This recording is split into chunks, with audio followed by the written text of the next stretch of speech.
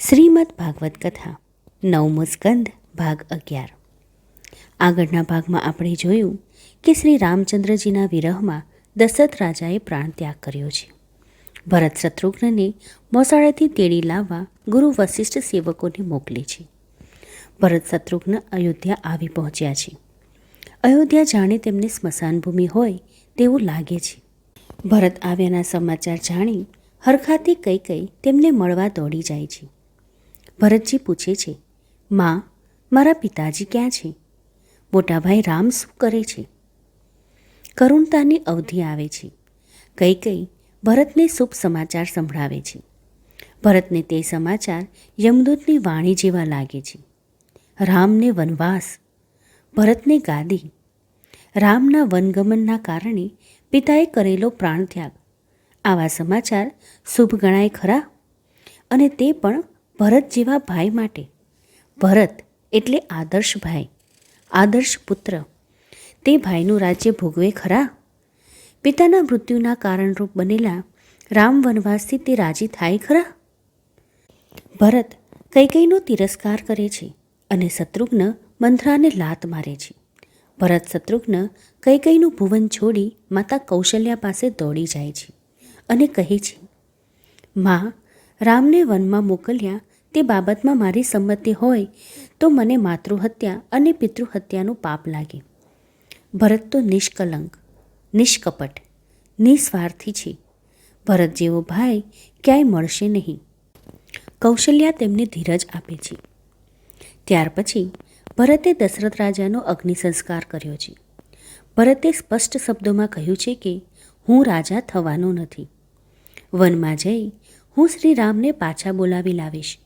પિતાનું વચન પાળવા હું વનમાં જઈશ। ગુરુ વશિષ્ઠ અને માતા કૌશલ્યાએ ભરતને ગાદી પર બેસવા માટે ઘણો જ આગ્રહ કર્યો, પરંતુ ખૂબ જ વિનયથી છતાં સંપૂર્ણ મક્કમતાથી ભરતે તેમ કરવાનો ઇનકાર કર્યો। ભરત રામને વનમાંથી પાછા વાળવા ઉપડે છે। અયોધ્યાની પ્રજા સાથે જાય છે। વશિષ્ઠ મુનિ, ત્રણેય માતાઓ સૌ સાથે ગયા છે। કૈકેયીના આદર્યા અધૂરા રહ્યા છે। તેની આંખો ખુલી ગઈ છે। પોતે જાતે વહોરી લીધેલા વૈધવ્ય માટે તેને દુઃખ થાય છે। પોતાને પ્રિય રામને વનમાં મોકલ્યાનો તેને શોક છે। રામને પાછા બોલાવી લાવવા તે પણ ભરત સાથે જાય છે। શૃંગવેરપુરમાં આવતા ભરતને ગુહક રાજાનો મિલાપ થાય છે। ભરતજીના હૃદયની શુદ્ધતા જોઈ રાજા ગુહક ભરતનો સેવક બની જાય છે। જે અશોક વૃક્ષ નીચે રામજી દર્ભની પથારી કરી સૂતા હતા તે વૃક્ષને ભરત વંદન કરે છે। જેના ઉપર રામ સૂતા હતા તે દર્ભની પથારી જોઈ તેમનું રોમ રોમ રડી ઉઠે છે। આ બધા જ દુઃખનું મૂળ તે પોતે હોવાનું ભરત સમજે છે। ભરતની દાસ્ય ભક્તિ છે। હનુમાનજીની પણ દાસ્ય ભક્તિ છે। હનુમાનજીની પ્રશંસા કરતા શ્રી રામે હનુમાનને ભરત સાથે સરખાવ્યા છે। તુમ મમ પ્રિય ભરત હિ સમભાઈ। ભરત ભારદ્વાજ મુનિના આશ્રમે આવી પહોંચે છે। ભારદ્વાજ મુનિ ભરતને સમજાવે છે, ભરતજી, રામ વનવાસ ગમનનો શોક ન કરો, તે તો રામની લીલા છે। વળી રામ વનમાં ગયા છે, પરંતુ તે તમારું જ રટણ કરે છે। દુનિયાના બધા જ જીવો રામનું રટણ કરે છે, પરંતુ રામ તમારું રટણ કરે છે। તમે ભાગ્યશાળી છો। ભરતજી, વૈષ્ણવો માટે પ્રભુ ભક્તિનું ફળ પ્રભુ દર્શન છે, પરંતુ પ્રભુના દર્શનનું જો કોઈ ફળ હોય તો તે ભરત દર્શન છે। મેં રામના દર્શન કર્યા અને તેના ફળરૂપ આજ હું તમારા દર્શન પામ્યો છું। ભારદ્વાજ મુનિ સાચું જ કહે છે। ભરતના દર્શન કરી ભારદ્વાજ કૃતાર્થ થયા છે। રામાયણ એ રામકથા નથી। ભરતનો ત્યાગ, તેની ભાતૃભક્તિ અને શ્રી રામ ભક્તિની એ કથા છે। રામ ઈશ છે તો ભરત તેનો ભક્ત છે। રામાયણમાં હનુમાન અને ભરત આદર્શ ભક્તોના સુજલ્વ દ્રષ્ટાંતો છે। ભરત ચિત્રકૂટ તરફ આગળ વધે છે। મુખમાંથી સીતારામ સીતારામ શબ્દો નીકળે છે। શત્રુઘ્ન અને ગુહક રાજાના ખભા ઉપર હાથ મૂકી અને તે ચાલે છે। ચિત્રકૂટ પાસે તેઓ આવી પહોંચ્યા છે।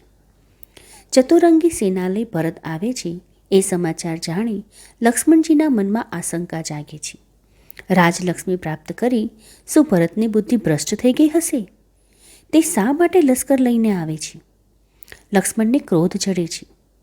શ્રીરામે એક જ વાક્યમાં લક્ષ્મણજીના મનનું સમાધાન કર્યું છે. શ્રીરામજી કહે છે, લક્ષ્મણ, અયોધ્યાનું રાજ્ય તો શું, બ્રહ્મા, શંકર કે સ્વયં વિષ્ણુનું પદ મળે તો પણ ભરતને રાજ્ય મદ ન થાય, ભરતની બુદ્ધિ ભ્રષ્ટ ન થાય. ભરત તો રામનો ભાઈ છે. પછી ચિત્રકૂટ ઉપર રામ અને ભરતનો મિલાપ થાય છે.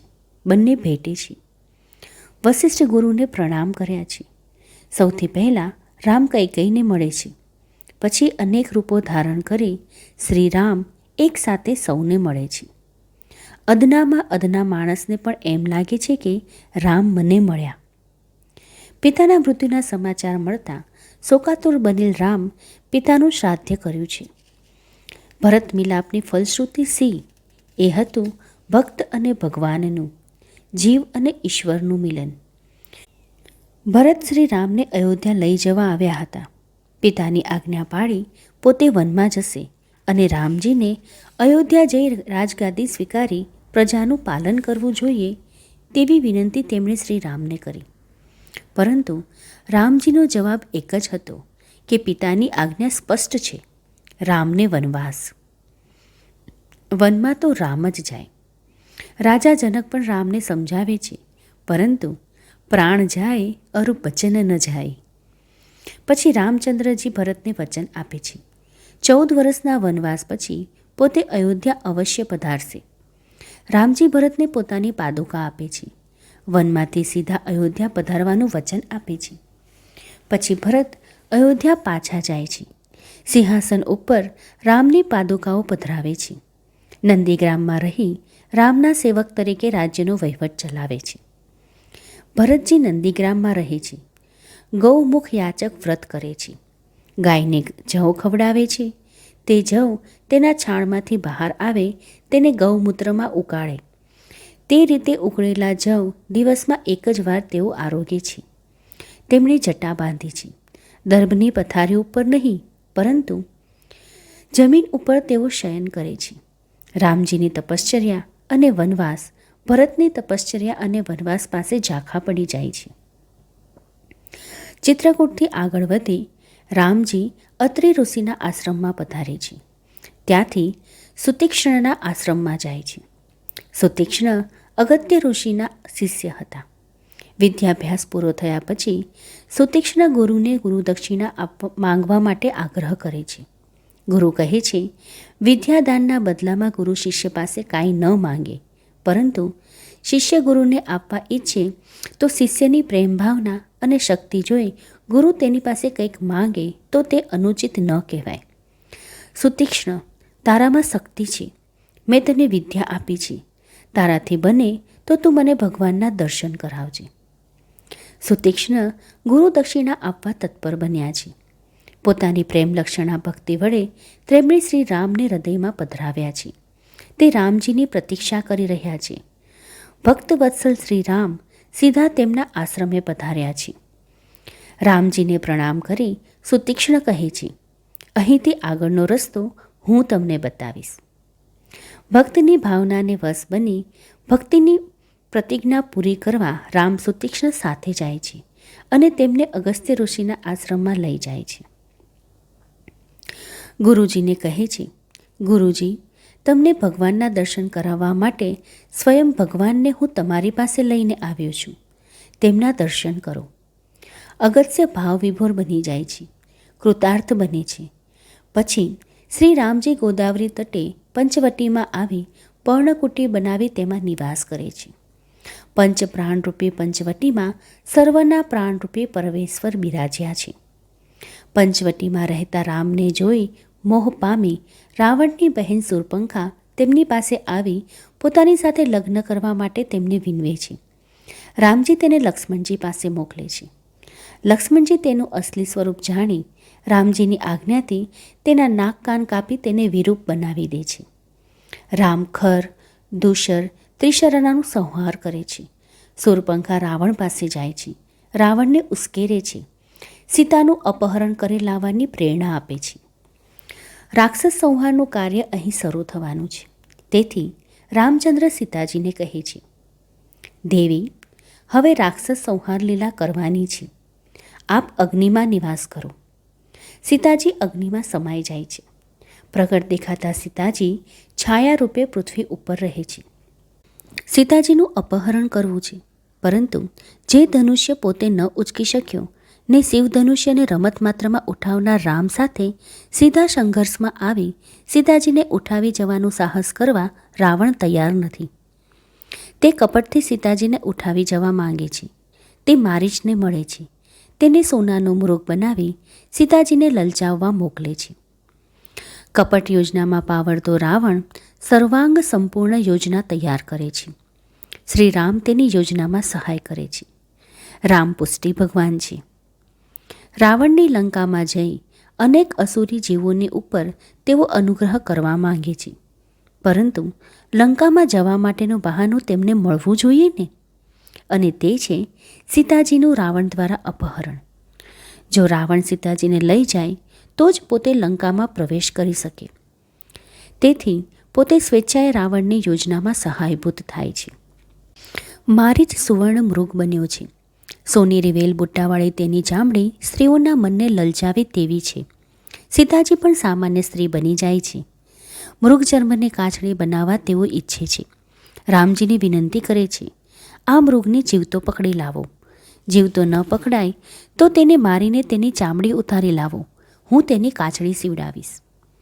રામજી મૃગને પકડવા કે તેને મારવા તેની પાછળ દોડે છે.